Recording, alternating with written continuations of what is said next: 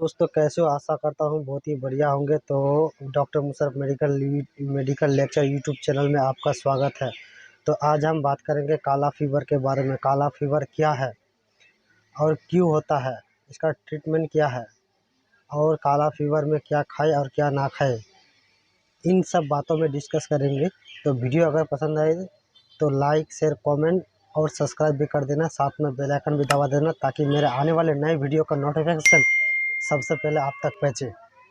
चलिए दोस्तों, काला फीवर के बारे में बात करते हैं। काला फीवर एक संक्रमण बीमारी है जो लिस्मोनिया डोनाबनी के कारण होता है।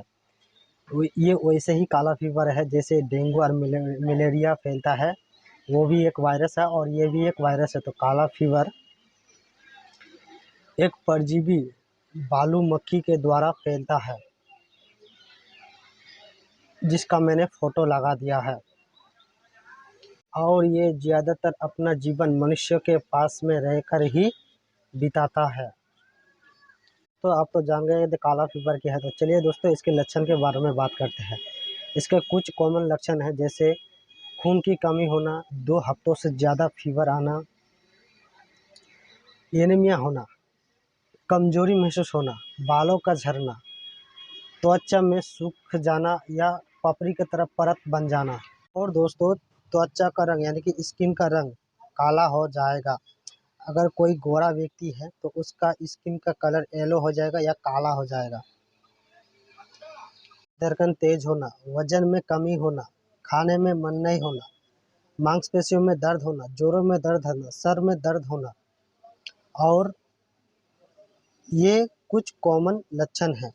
तो आइए चलते हैं ट्रीटमेंट की तरफ। इसमें ट्रीटमेंट क्या दिया जाता है, तो चलिए दोस्तों इसके ट्रीटमेंट के बारे में जान लेते हैं। तो अगर किसी को जो मैं सिम्टम्स बताया है, अगर वो सिम्टम्स किसी को दिखाई दे, तुरंत डॉक्टर की सलाह लें। तो डॉक्टर के पास जब जाते हैं तो डॉक्टर कुछ टेस्ट करवाते हैं, जिसका मैंने फ़ोटो लगा दिया है, आप देख सकते हैं साइड में। तो ये कुछ ज़रूरी जाँचें हैं। इसको टेस्ट कराने के बाद, कन्फर्म होने के बाद क्या ट्रीटमेंट देते हैं, आइए उसके बारे में जानते हैं। 1 नंबर में फ़ीवर को कम होने के लिए आप पैरासीटामोल 625 mg आप दे सकते हैं उम्र के अकॉर्डिंग। जैसे उसका 18 साल से उम्र ज़्यादा है तो आप पैरासीटामोल 625 mg आप दे सकते हैं। दिन में 3 बार TDS खाना खाने के बाद। और कुछ कॉमन एंटीबायोटिक भी है, जैसे डॉक्सासाइक्लिन हो गया या क्लेवम 625 हो गया या सिप्रोफ्लॉक्सासिन हो गया। ये कुछ एंटीबायोटिक है। ये तीनों का नाम मैंने बताया और फ़ोटो भी लगा दिया स्क्रीन पर। तो ये तीनों में से कोई एक एंटीबायोटिक आपको लेना है। जैसे आप मान लो डॉक्सासाइक्लिन ले लिया, तो इसे खाना खाने के बाद दिन में 2 बार लेना होगा आपको। और दिन में 1 बार आप एजिथ्रल 500 भी दे सकते हैं, ओडी खाना खाने से पहले दोपहर को, दिन में 1 बार। और साथ में कुछ इंजेक्शन भी आप दे सकते हैं, जैसे मोनोसिप 1 ग्राम हो गया या फिर मोन्टाज 1 ग्राम इंजेक्शन हो गया। ये दोनों में से कोई एक इंजेक्शन दिन में 1 बार या पेशेंट के अकॉर्डिंग दिन में 2 बार भी आप दे सकते हैं। और साथ में कुछ एंटीबायोटिक इंजेक्शन भी है जो इंट्रामस्कुलर यानी कि मांसपेशियों में लगाना होगा, जिसको ऑक्सीसाइट्रिक्लिन नाम है इंजेक्शन का, जिसका मैंने फ़ोटो लगा दिया है। आप दिन में 1 बार इसके पेशेंट के अकॉर्डिंग आप दिन में 1 बार लगा सकते हैं इंट्रामस्कुलर। था इसका ट्रीटमेंट।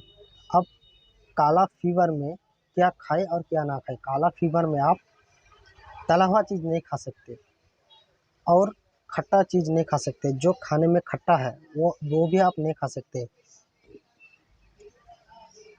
जैसे आम हो गया। ये सब जो खट्टा फल है वो आप नहीं खा सकते, क्योंकि खट्टा फल खाने से फीवर जो है वो ज़्यादा होने की कोशिश करेगा। इसलिए आप जो मीठा चीज़ है वो आप खा सकते हैं, और तला हुआ चीज़ समोसा पकौड़ा लिट्टी चोखा आदि ये सब नहीं खा सकते हैं। और आप चावल रोटी सब्जी मीट भी नहीं आप नहीं खा सकते। आप चावल रोटी काचा हरी सब्जी आप खा सकते हैं। तो बस आज के लिए इतना ही दोस्तों, मिलते हैं अगले वीडियो में। दोस्तों वीडियो अगर पसंद है लाइक कर देना।